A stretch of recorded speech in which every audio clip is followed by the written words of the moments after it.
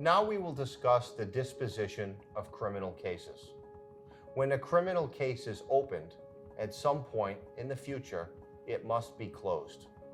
There are only three potential ways to dispose of or close out a criminal case. Disposition forms are as follows. First, dismissal. The dismissal of a criminal case is the most favorable form of disposition.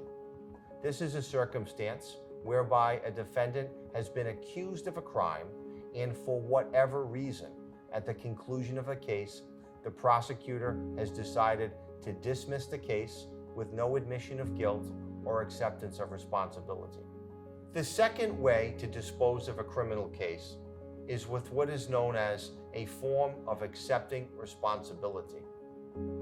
This is the product of whereby the attorneys engage in pretrial or plea discussions.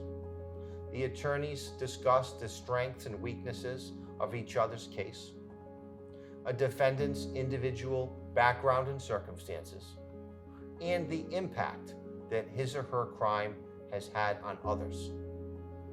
This ongoing collective discussion typically results in the lawyers reaching an agreement whereby the defendant will accept responsibility to some form of criminal conduct in exchange for a recommended punishment. Once the attorneys reach an agreement in this regard, they bring it to the court for approval. If the court approves, the defendant's acceptance of responsibility is put forth on the record, and punishment is then imposed in accordance with the parties' agreement. Pretrial dispositions end with the defendant accepting responsibility in a number of ways. Sometimes a defendant will plead guilty. Other times they will enter a plea of nolo contendere, which means no contest, or simply indicate that they do not contest or dispute the charges without actually admitting to committing the underlying crime. And this is how criminal cases are most often resolved. The third and final way to dispose or close out a criminal case is by proceeding to trial. Any defendant in the criminal justice system is presumed innocent and has a constitutional right to a trial. If a criminal case is not dismissed, or if the defendant chooses not to accept responsibility to the charged offenses, he or she may proceed to trial. A trial may be decided upon by a jury of your peers or a judge sitting alone.